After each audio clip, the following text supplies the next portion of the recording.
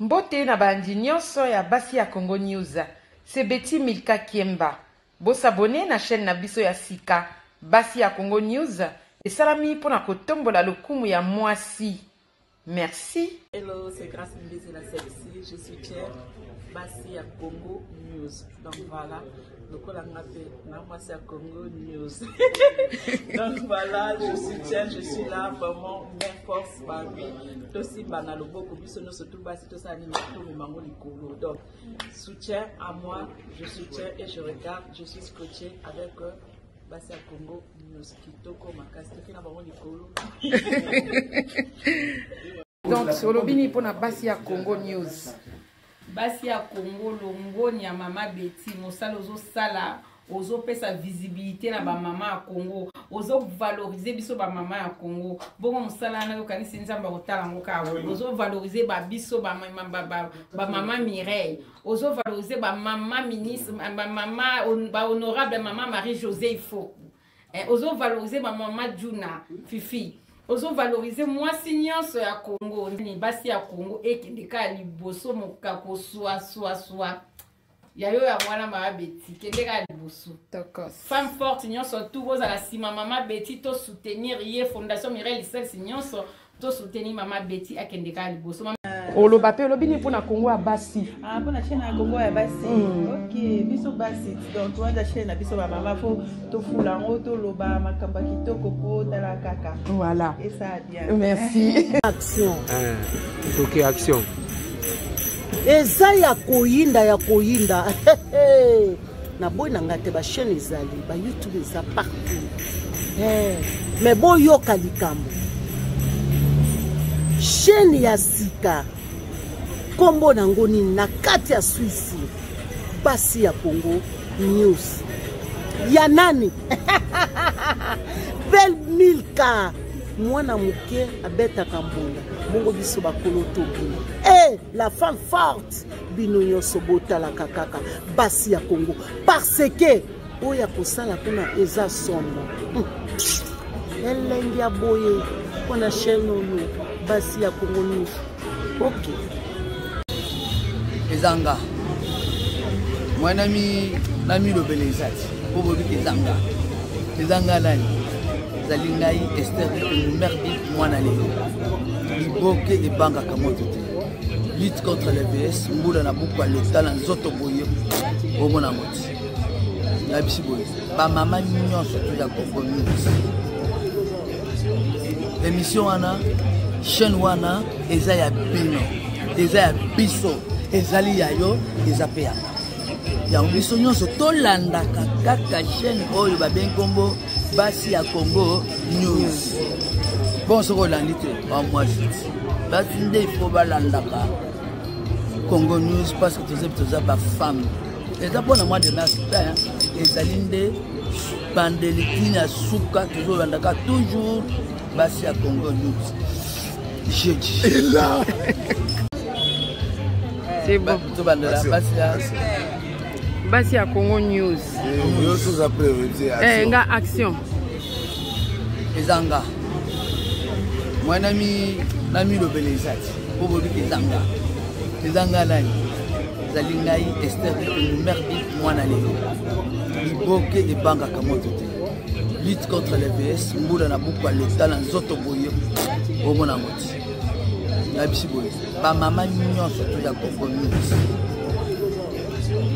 Émission wana chaîne wana eza ya bino eza ya biso ezali yayo ezape ya biso nyonso tolandaka kaka chaîne oyo babengi kombo basi ya Congo News bon soko landi te bamwasi basi nde ifo balandaka Congo News parce que toza bafemme eza mpona mwa de masita ezali nde bandeliki na suka tozolandaka toujours basi ya Congo News jeudi Mbote na balandi nyonso ya basi ya Congo News. Basi ya Congo News émission na biso esalami mpona kotombola lokumu ya mama congolaise.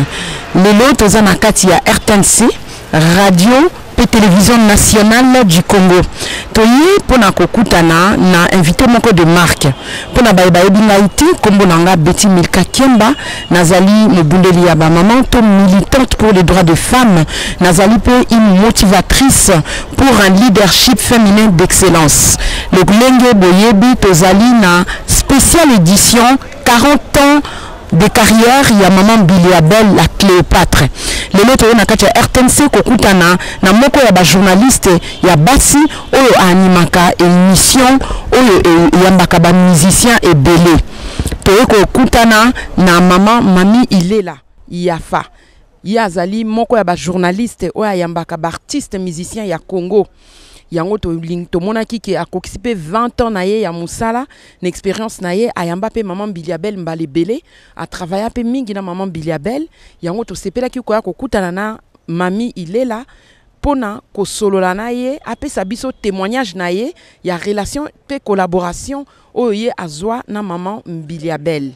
Boza la connecter na Basia Congo News, bo s'abonner, bo liker, bo tinda biso ba commentaire pe ba encouragement na bino pour Moussala et qui est toujours liboso. Bozala toujours branché. Tozo kendo kota na bureau ya mami Ilela Yafa.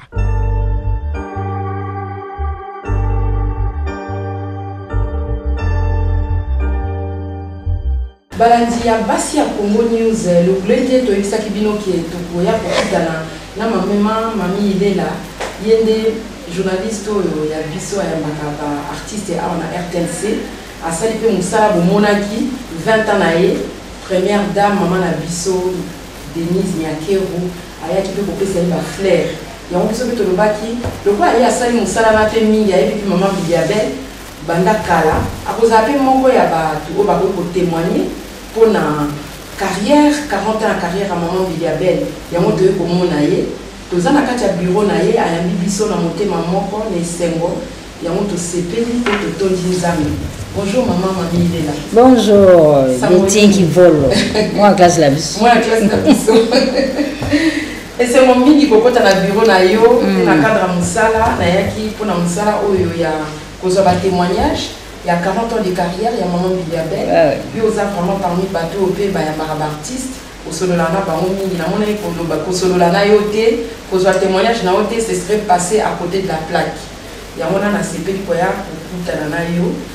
Pour tout sur la masolorana. Oye ba maman Biliabel ni. Bon, Biliabel ngana yeba na utali na TV. Na TV wana uti ko bima rochero uti ko bimsa na Mpevalongo. Et ba maman biso azande comme ça toujours très speed na makamra bango liputa mon pe bimangi pero douana après ça on va Mpevalongo ah tambolaki Mpevalongo na Biliabel pinde aza ko lata maputa mbale wana ezai pena o musiso alatima oya bimiki toko kwa Biliabel c'est devenu une référence là na ndenge abandi carrière na ye to taleka na TV wa pe to zape bana toujours na TV Biliabel femme histoire ne ya ba Betty ba pongo ba Betty wana to ko na sima mengana yeba kaka na Rochero à partir ya Pongolo ya Mpevalongo pardon Mpevalongo alors on s'appelle la bolingo pe na songi za rango wana asel pe na nzela ya musala oyo na ko mapeko na yeba na pe na Biliabel donc en tout cas côté wana esalanga bien kwa déjà na mingaga ye to ko kutanja musala Biliabel yeba ka là na bandi émission Club des Stars.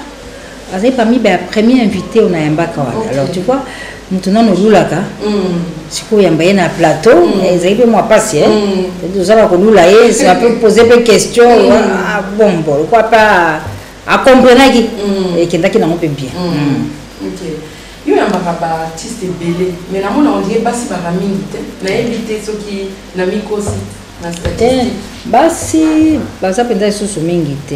C'est vrai, Moussala, Mounéné.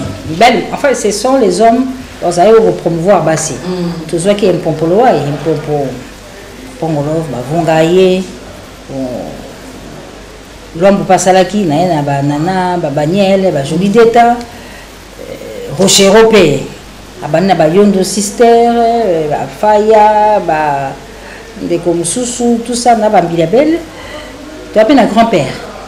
grand-père Benz bosi bosi ana ye penza na tiso ye penza lycée penza bon tango bana mbele bakangi maboko lisolo ngo pe akopomvoir basi ezongi mwasima toza pe na Kofi Olomide na Cindy mais ndenge penza ezalaki penza ke non ils ont sous-souté donc basi mingi bakomi kobunda bango moko moi côté na mi bundeli ka mende zapena moi produit azuyo bimisi yo ndenge neti abeti abimaka par un concours organisé par Madiata souvent ils étaient comme mibali ba otya le bon quoi les solo ngo pousse mais sikope basi bazali mais ceux to kangi misu to fungo to tika kala bombali to tika kala mbiabe na tchala moi OK là Cindy bazali mais trampo ya mbiabe na tchala moi on les a ma solo mususu neti mbiabe tisikoyo je suis désolé moto azo battre mbiabe azate moi j'ai pensé une fois que mutaka ko succès son mbiabe pas que succès ndeka tika musaka na ndeke non a pied les pays bas pour ngi Marie Msam OK Marie Msam so zena musique wa mokili te mbiabe la tia en tout cas ngeza la moto mais il y a une musique chrétienne au côté pa mbiabe tisikoyo to ba kana mbandate bon on a 40 ans de carrière na ye 60 ans d'âge 40 ans de carrière yozo mona pensa que azana na avenir est-ce qu'il y a pour promettre biso sur la surprise à ma casse ou bien les autres les Zali Mbiabel, moi je peux dire que non. Tout ce qu'elle pouvait donner à la musique, elle a donné. Côté spectacle, chance, c'est-à-dire sur scène, Mbiabel a démontré qu'elle est une artiste formée par Rocher. Et puis à Zupé, après Bano Mayele qui non, Moulakisia Roulaxia, pour Mayele Nyoso Zoki au Bendi, pour Saleli Yango. Bon, à Colipete, déjà à 60 ans, elle continue à presser. Il faut féliciter. Mingi va coquer en côté, à ta côté, Mibali, nous souffrons pas coquer en côté, mais Mbilabel a zone d'accord évidemment. Avec l'âge, il faut pas ce que ça a foufou misato. Comme on l'a à mon côté, n'a mon garagoloba. Deuxième dans l'autre côté, il faut comprendre que non, maman c'est à Coli, mais tout ça peut nous sous-souter. Bon, balé peut bazali, mais baya peut pas picolailler, et ça t'aime bien, la qui tient fanda, ou à boxer 60 articles, il a ou picola payer, côté moussa, que non, Nicolo, yo, mais pour ça, Mbilabel les arcs. Ah, même Mbilabel, tu bien Mbilabel, parce que c'est comme le problème qu'on a eu même sur la RTNC avec Chantal Kanimbo. À un moment donné, Chantal, parce que les gens, Chantal a ça le monde à TV. Allez, garez sous tes Kanimbo. Mais comme nous sommes en c'est-à-dire Moussala et les cas qui m'acassent. A marqué tellement Moussala na sérieux il faut que le campement a bon, mais la biso image à Chantal Kanimbo. Pour le faire, c'est dans le travail. Vous comprenez? Binoto Boteng na ici. C'est ça le même professeur. Comment maté on a yazui à bimission robo et côté la binezo bimaté. Donc moi loko ana il faut lamba ma bisa quoi Mbilabel. Binoto studio carrément quoi. OK pour ça aller bon enregistrer maintenant yo salle. Qu'est-ce qui se passe? Il y a même doser lengue. Il fallait nous a dit Moussala ça être parce que Mbilabel est trop moi mon caractère, mon elle travaille, elle est un peu trop sérieuse dans ce qu'elle fait. C'est-à-dire, beaucoup de tournage, un clip, à 9h, à 9h, bien ça y est. Mais tu vois, elle est un peu constante dans ce qu'elle fait, elle prend sa carrière au sérieux. Bon, il est tout à fait normal que, à 40 ans de carrière, maman paie ma. Mais on peut vie de la zuko il y a un polele il y a un polele bon comme nous autres ça là non akena yo tu ça 20 ans na yo ya carrière maman Mbilabel 40 ans ah première dame s'est manifestée dans ma carrière na bino actuellement nous on les a souka na témoignage on les a dit bonza penza kitoko c'est-à-dire na niveau yaye moi c'est mon compte première dame de la République andimi a kosangana na ngai poto sepila parce que en fait elle dit pour ça ngai elle dit pour ça ngai na ke ko na toke porte amen na BBC pour ça ngai na komi ba français de tokomaka ba convoquer na pe na maman abi lo ka mozani ka pe na lobi ka to bisoto ba futa biso kuna koloba na lobi na biso na ngese de ko moi lioto on peut sanga moi ma coquille moi lisolo na ngai ya vie bisengo mpasi namonanaka bona baleki oyo baye na mosala mpo eza kaka mami lela te mami lela bandaka mpenza oyeba tindi okende na kosomba koka na bolongo kuna oya mosala kende otika bane na ve te nange mo lisolo yango nakabola parce que toza mpe kokende ti bon mposa mpenza ezali kokoma parce que les écrits ça c'est important mais pour une première action ngaka na célébrer yango nde nakendeki namoni mama ye moko ayambaki nga naexplike mpe likambo na ngai abi ok bon nalobi mpe na français en tout cas mama nakosepembola yango mpe ozala ezali koma kotumbola kaka te sepela mpe mokongo obina te nakozala ngabi te nakoya nga nayebike mwasi ya mokonzi aozala mpe politike oyaka masolo bon ntango mpe nayeba ya mbinga naleki mpe na kote tolekaka wana mwa bokoko esaliminga bon oyo ya ngai abupia nakei namoa kaka bakomi kobenganga na bureau mais madame si yo lobaki ngabi okasi na kosala te non ça là je sais non mais il faut ça je vais faire on a plaisir pas mis comme tout ça bon niveau ça c'est un gamin parce qu'on rentre pas pour comprendre ngabi na comprendre mais maman koza ngabi azala okasi il faut ça kapo mais yo bakaza kasi kozala mam compteur à zéro non mais ça c'est sérieux maintenant oh à cause de ça solo oh t'es à cause là kasi oh na qui n'est pas recteur le prof je suis non non prof aidez-moi ah qu'est-ce qui se passe n'a pas bien bon comme ça elle arrive papa elle va venir il est là mais toi qu'est-ce que tu lui as fait là comme moi des sikali quand même mataki nzete nandeki to sala te ko préparer nande pe mukolo ngo pe koki donc tili kamango zo salema tili kamango maman madame Tshisekedi asala ngai tali na mona mnene ngote tellement nazaki sous pression nande to lona Fatima to e fasik makona l'accès na be de cochon quand ta be de cochon na biso yango ba zaro mela kolia to tambo to lena nazonga ndako natali ba image ngai mami le kombo bapesi ngai non j'ai dit non maman nyaki on a kopesa nini napesi merci maman nanga kuto baki bana ya na sele liboki ya ngolo na bata liboki ya mboto ali akapa eloko ya zaza moza mokonzi mais où ya sali tu te fanda na ba libota na ba famille mais le kuma boye na su yango te to longwe ouf na ba professeur nyo so ifasiki malé professeur malembe mutsoko bombe bangodo parce que singi do il est cas qui sont les cas na mona ya ngote le premier jour mais c'est après les na fanga non mais maintenant non maintenant je peux me reposer parce que ça mis on a vraiment c'est béton à ça le cas ndengwana na maman Bibiabel a se porter garante à la marraine événement oui toujours zélango événement mais est-ce que tu penses que c'est une manière il y a Congo à pour remercier basali to basi au batelemi est-ce que vous êtes représentatif c'est-à-dire que ça au niveau à basi bango moko parce que peut-être ba moninga pour les carana TV tout ça il y en a basi au basali comme ça maman Denis je ne parle pas en son nom mais je dis mais akoki pe ko baba tonyo sauter mais oyo aye pa na ye abeti kokoko pour ça na ngezi ele c'est tout na nzela na ye que ça je crois que ça peut se faire hein donc azo ça pe action mingi nzela asali boye apesi bo surtout likambo ba mapasa mi balo babota maki na sankoro bakangami na tolo hein ba uti sankoro ba ya na clinique universitaire ba minga ko avec non moi machine moko zangi biso mama lobi ba kene Bruxelles ballo bakabo ba mapasa wana d'autres ko ozona ke no kolela obeleli ngaya na kokufa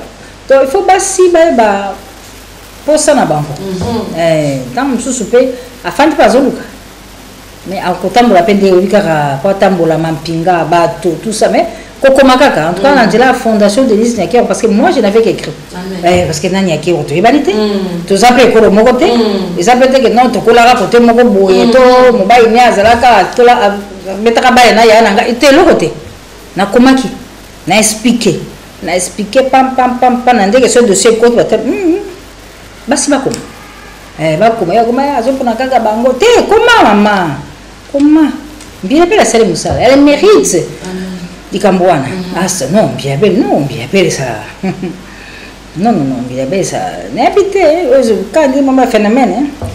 Abota mara, to sima mbula boni wana donc pas tous sous Bilabel ya boy ouf Rocher pas formé pas c'est belle mais Bilabel a se démarqué la bande pe na Bilabel te a souba pe na Bilabel te mais Bilabel a tellement donc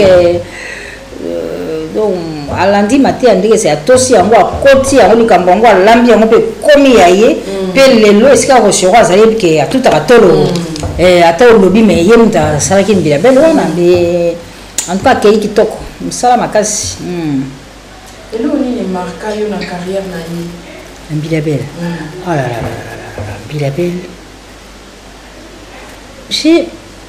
c'est-à-dire Bilabel pour ngai naibeka sur scène là on a mosala on a comme kutana ye c'est-à-dire mère a pété après on makasi travailler avec Bilabel donc c'est-à-dire image où il y a pesa ya ko pumba ya ko bina ko sauter bateau moi image moi la légèreté boyé c'est ça l'image que le public a mais vivre à travers avec Bilabel c'est épuisant elle est exigeante Bilabel c'est-à-dire amatata Bilabel penza pour na lisolo ya Bilabel na ya musana et wana ceux qui répétition, ceux qui concert, et souvent elle est à temps, elle respecte aussi les contrats, donc imaginez la scène, na ya ye mutu à part, et quoi biloko mibali. Ngama mona ko kala été. Donc moi les sona Bilabel il faut bon ça bien pas comme suspense sécurité donc pas de en fait pas de blague avec Bilabel. C'est un peu ça.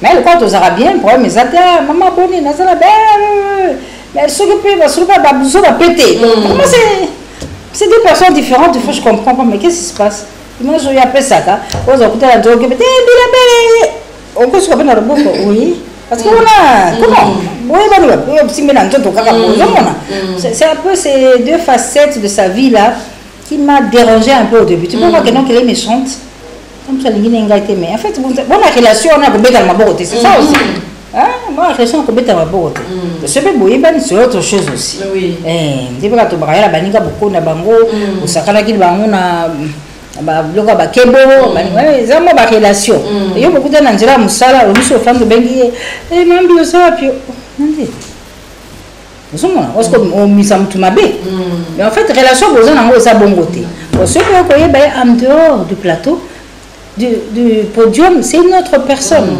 C'est une maman, c'est une tante. Bon, donc, mais vraiment, c'est deux personnes différentes en Bilabel. Celle qui est sur scène, ouf, là, c'est des chaînes. Non, il faut l'arrêter. Bilabel aussi. Mais ce qui a le moins à Kenasima, je trouve ça, c'est comment elle a réussi à faire ça, mais. Au départ, ça m'avait beaucoup déconcerté, mais maintenant... Tu as compris. Ah, c'est une professionnelle. Ça dit qu'elle est dans son boulot, elle fait son boulot. Mais quand c'est fini, c'est fini. Message du groupe Saïd, on a 40 ans de carrière, 60 ans d'âge. Tout le travail fourni, bah, mérite, naïe et tout. Non, elle mérite des fleurs parce que Koulouto, il y a la Moussala, Batko, Koksambou, là, Abeti nous a quitté à peine à. Combien là? Abeti, est-ce qu'elle a 40 ans, Abeti? Je crois quelque chose comme ça. Oui, Pongolo, elle est partie, je crois, très tôt aussi. À combien elle a 50 bon, Bangonde Penza, oh, bah, peut-être qu'elle est ma solo, mais Bilabel, 60 ans, elle est en bonne santé, elle est toujours opérationnelle, en tout cas, il faut te ça. Tu fais citer Bilabel, tu vois qu'elle est fleur, na oignon sur le bama surveillé, bangwa qu'elle a, ya coco c'est là, ya bakissa. Et 60 ans après, Bilabel est là, en bonne santé, à Coli. Ça il faut le reconnaître, 60 ans là. Mais maman a zobundanan, azanan, parce que tu sais quoi, balai qui va goya mais bah au capete, peu maintenant ma casse n'a Bilabel, parce que ce peut baligner que non, vous en a production yo n'a Bilabel. Il faut pas bon gamin. Colère on a car comme bébé déjà donc parce que balé qui bazali parce que là tout kutanaka je vois que non bon ba ko yemba ba yembi bazali ba bin bazali mais ça le lokomoko ça dit moi c'est wana c'est dit sérieux na musala wana Là-bas, respect, contrat, parce que là, monsieur Barango, oh, c'est là quand tu l'invites, elle ne vient pas. Et bien, il y a bon. Mais il y a une soirée aussi, là, il y a un groupe, n'est pas, il y a un live, il y a un groupe, il y a dans 16, il y a un faut pas ça. Alors, tout ça, ça joue. Il y a belle. Tu as payé bazin mais trop mon athée. Alors il faut ce qu'on va là-bas si abunda. Salam yemba parce que Mbidabel est un peu une woman show là. One woman show là, elle fait tout. Au côté qu'il a eu mon micro, ba bête musique, ana latina danseuse, il mon copine na ko yemba. Ouf. Je me rappelle quand avec Paula Mukendi, tout ça qui est surprise et mon vivant hein. On l'a dit pour Mbidabel, tous au ban mbali, ba yembaye. Mais Bakembaki, ce n'était pas facile de chanter les chansons de Mbidabel. Il y a eu des séances de répétition. Ça a pris le temps que ça a pris parce que. Pendule la compteur.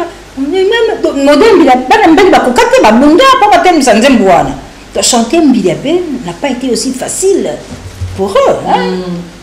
Donc il a fallu du temps, il a fallu donner du temps à ces garçons-là pour interpréter Mbidabel, mais Nakibana Mibali. Non, c'est-à-dire ils appellent facile Karato, Fan Karaboyo, ou la Moukarabouinga comme le roi Mbidabel. Non, la pression au micro, la pression partition, Yemba. Si ça, Yemba, Babeta Maboko, c'est notre problème. C'est là, on va regretter, moi on va foutre. Tout ça, Mbidabel est réuni en elle. C'est vraiment un canon. C'est dommage. C'est dommage. Bon, on va pas être fait Mbidabel à former, mais quand former monsieur Zarate qui pas bien gayote. Moi non alingi koye kola kolanda kaka kukangama. Toi ba mama mi basali ba male wawa. Moi non azara mu Congo. Titi moi non azara Olanda akuma pe kolamba. Ata bano bakanga biso suki. Ayaka na pe na neti ngote moi na pas akuma okanga. Ozomo ke non, il faut comme kakoyeba ko sala ngo po sala pe bien. Yo zato fandi ozi Mbidabel benga yo. Alexandre ba yemba quand il va bien hein. Même quand avec Rochero, mais ce n'était pas du jour au lendemain que Rochero, le seigneur Rochero a tellement boya. Il a fallu qu'elle s'impose quelque part. Hein. Je comprends, parce qu'il y a eu des cas comme ça. Test Moussou, Moutou, Telega, Yemba, Telera, Yembi. Oh, le tiki n'a pas. Oh, Yom, parce que moi, loco. Et bimiwa. Alors, c'est vrai, il y avait mérite des fleurs, parce qu'il a 60 ans. Comme vous nous autant à Macaque. Non, pas table. Et puis, évidemment, il y en a, il passe à Naït Chalamouana. Chalamouana, ça nous est genre. Genre, Dieu n'a pas moi les a somme. C'est bon, tamboula somme. À ça qui peut le remonter à tourbillon. De teta, donc. Et celle qui tourne ma casse, qui est ma maman, ma maman, ma maman, ça va encore s'engager, cocuta, qui toque. Qui toque ma casse, mais mon toisan est tamboli. Donc, pour Mbidabel, beaucoup de fleurs. Formidable. Formidable, Mbidabel. Totoro, nous avons détrôné Mbidabel. Ah, ça là, il y a bina. Ah, tiens, ça là, na laine. Parce que je me rappelle, concert Moïse Makana, je ne sais plus en quelle année, la nuit des dames. C'était Mbidabel Chalamouana. Il y a un grand hôtel. Qui est Bandagina Chalamouana. Je côté, Bandagina Chalamouana. Non, Mbida. Mbidabel. Avec quoi, mais là, on a reçu. Comme ça, c'est-à-dire, c'était la chanson qui était en vogue, mais Mbidabel n'a pas chanté ça. Parce que déjà, spectacle à Ofraki, il y a qui somme. Hein? Je me rappelle, j'étais encore là. Mbidabel a zombie na ningani, nzoto ningani, c'est pas vrai! C'est qu'est-ce que c'est? Pour arriver à ça, il faut des entraînements. Il faut des entraînements. C'était un spectacle autant. Non. Formidable. Formidable. Même tout ça, c'est la soirée. On a Kanimbo. L'air est si il te go yamba Mbidabel. Bon, elle ne se souvient pas de ça. Il te go yamba la Simawa. Non, donc comment la photo? Je crois que j'ai la photo. Je dois avoir la photo. Oui, j'ai la photo, mais c'était terrible. Bien, la Ningam. Pourquoi Nina? Mais il faut le faire, ça. C'est un travail, c'est pas donné à tout le monde. C'est pourquoi il faut célébrer Mbiabel. Et le quoi peut pas, moi c'est mon condi, première dame, c'est le mot tok comme casse. Il avait pensé à Sali Mingi. Alias comme c'est vrai, on a toujours besoin de la maman. Il peut le quoi que on a ADN, et si la rappelle caraboité, ça la maquilla parce que ça pense à naïe, c'est comme bonza, ça la naïté. Donc, non, elle mérite de fleurs, elle mérite d'être célébrée, et c'est tout à fait normal que première dame à côté de Camboa. Bon, mamie, il est là. Malobi, mamie, il est là, charismatique, très professionnelle. Dans un manager à Paris, Sandra Line, que j'ai salué en tout cas. Maman Betty, regarde mamie, il est là. Elle rigole pas, elle joue pas, elle est charismatique, hein. Tu dois te respecter. Hein. Elle me compare à Rapelanga toujours yo. Abi, mamie, il est là, elle est correcte avec son travail, charismatique. On doit pour remplacer mamie, il est là. Tu dois éviter. Vous avez moi aussi. Tout mon bal. Mamie, il est là, bazar. Mamie, il est là, bazar. Bazar. Mais le public est élevé, bah, moi, donc, le problème, c'est la discipline. D'abord, moi, je travaille à la télévision nationale. Moi, ligne directoriale et tambour Bissou. Et puis, nous passons en direct. L'émission, tout ça, la Kawana, ils sont en direct. C'est-à-dire, M. Bandrana midi, au Guyane, à 11h30, c'était quelque part déjà au Boukibiki, là. Parce que déjà, quand on est à 11h30, et puis l'émission, ça se prépare. Oh, ça là, et ça va fruit à réunion de suite au bon sac. Mais il faut être là. Il faut, mais ça, on prend un journal. Aux autres, prendre un journal, mais chapeau, reporter, non, tu ne découvres pas ça sur le plateau. Non. Tu dois déjà avoir ça, une idée du reporter. C'est aussi la même chose aussi. Donc, il faut être là à temps. Bon, ça va réunir la de production, bon, si, il faut être là. Mais ça fait que parce que comme il est là, ah bon, ça va bien, imaginer, dimanche, on a présenté. Oh là. On a écouté comme ça. Quand on a mangé, ça l'a raté. On a monté à la TV.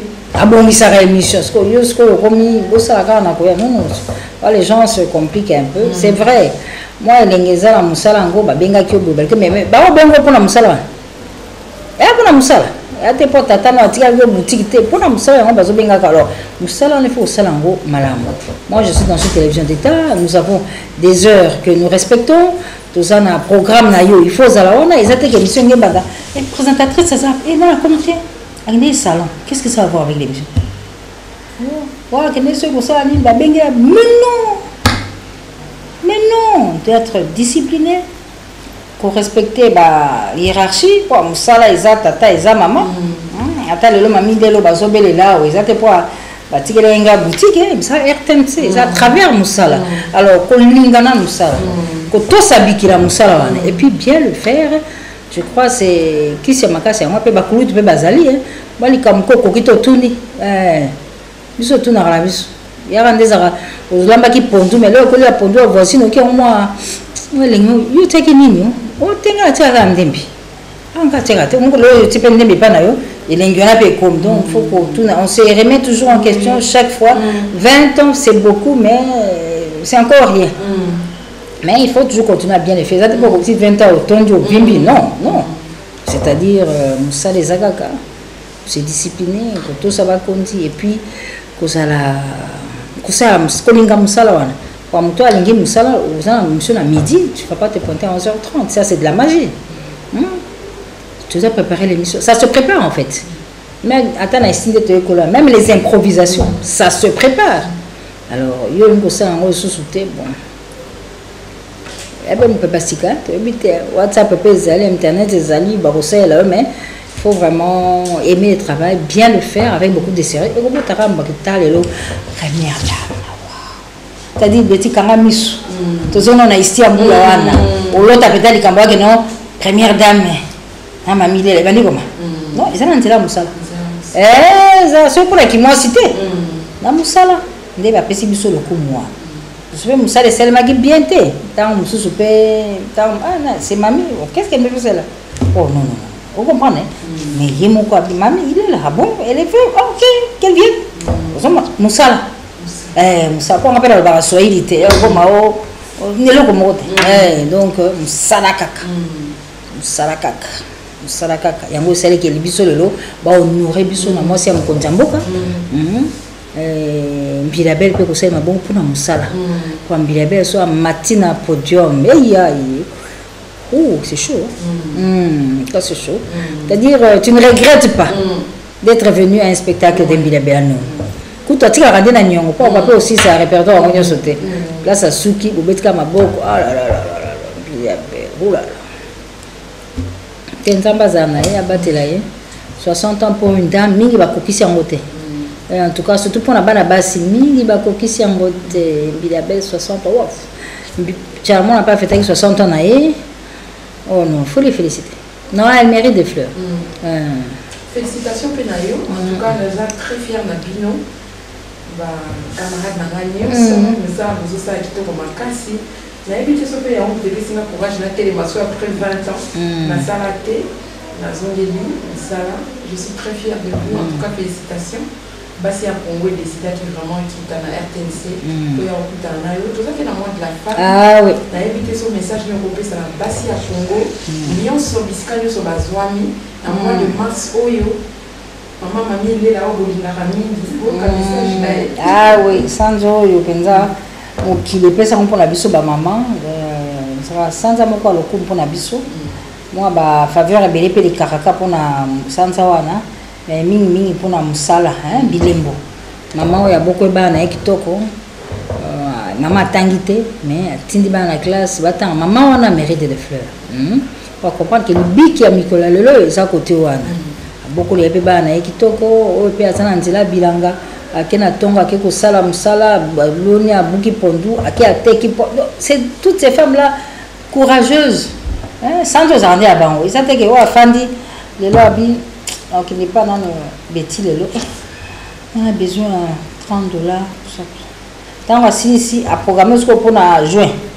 La main à qui pas beauté. C'est bon on a dit. C'est bon on a dit. Ngana kolinga maman ya mapa. Attends koko m'appelle qui cette femme là la courage. Ah non cette femme là la courage. Moi ba hôtel maman ya kana mapa na somba. Parce que il y a tellement na tongo na sia moi qui côté ka mapa. Cette femme il faut l'encourager. Au sommet ma pépère attends la zanamjela des abozo sont en bosso à mapa nous sommes maman yaka non sommes nous sommes bon mapa maman zotek et pour nanzela naye libiki ya batu ezali donc to sungi maman wan to sunga na kabongo attends ba reportage musu so mona non mamie qu'est-ce que tu fais viens faire ce reportage là ya te pour les qui t'ont habité non toi viens parce que la sunzela na yo moi bana ba kozwali pa moi ba unité ba minerve de ko futamande to sunga na kabongo pas besoin surtout que ça politique était c'est ça politique c'est ça la nation mais Moutlandia n'est pas Sazali Tommy Bikisaka non il y a un truc comme ça dis-moi qui peut faire on trouve une femme une caméra une femme là c'est-à-dire tous au métier à point Ndela mais Nantela Moussala voilà les pongi bon voilà naïga mais ouais télémina tongo là ce soir kokoliko ya télémi la quelque chose m'a pas maman on a faut que ce maman pas pour l'encourager ce sont ces femmes là que nous voulons beaucoup de banaï à côté comme Merci beaucoup mamie pour la disponibilité nayo. Merci pour la profondeur de la biso porte nayo et le bureau. Donc quand j'ai RTNC, merci mingi na musala zo sala te pour la Congo. En tout cas aux amours c'est à Congo solo. Merci beaucoup. Merci beaucoup. Apambola pe bien. Toumela wa Mbilabel. Ba maman batata bandeko. Tokomi na suka ya émission na biso témoignage 40 ans de carrière ya maman Mbilabel témoignage P Miyano ya maman mami il est là oyo bouti kolanda boyoki apesi biso témoignage expérience naye na collaboration P na relation oyazwa na maman Mbilabel la Cléopâtre elle qui très bien to sepeli mingi kokutana naye pe kosolo naye masolo wana boza toujours connecté na Basi ya Congo News, beau s'abonner, beau partager émission, beau liker, pe botinda biso ba commentaire pe ba encouragement na bino ndenge kaka ezalaka po to bongisa musala pe to sepelisa ba mama nyonso ya RDC pe ba nyonso ba yokaka lingala. À bientôt pour une nouvelle émission avec Betty Milka Kiemba. Merci.